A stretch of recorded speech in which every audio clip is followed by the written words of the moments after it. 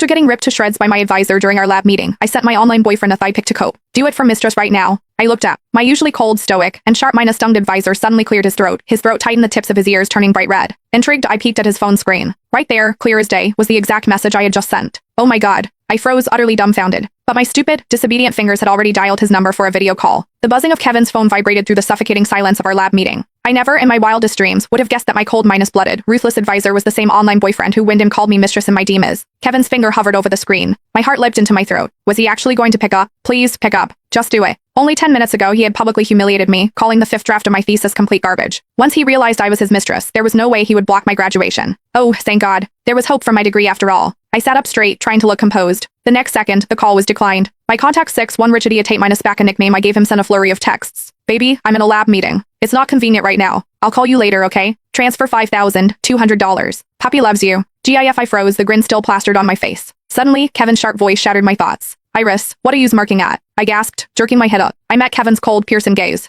He looked absolutely furious, staring at me with zero intention of saving my dignity. When you joined this department, you had no major research experience and barely any academic background. I didn't even want you in my lab. Your counselor practically begged me, saying you were a promising student with raw potential. And look at you now. Your experiments are a disaster, your writing is absolute nonsense. You don't contribute a single word in meetings, and now you're playing on your phone. Do you not want to graduate? Oh no. I was in deep trouble. My chest tightened with panic. The other students held their breath, their eyes darting toward me in unison. Some looked sympathetic, others confused, and a few just seemed relieved it wasn't them. I had always been a straight-A student, sailing through my undergraduate years on a sea of compliments from teachers and admiration from peers. But ever since I started my master's program, I had lost count of how many times Kevin had torn me to pieces over everything from my thesis proposal to my drafts. My face burned with shame. Tears welled in my eyes. But online, he was always so incredibly sweet to me. He would baby me, begging for kisses and telling me how much he adored his mistress. I tried to explain, my voice trembling violently from frustration and nerves. I was just texting my boyfriend.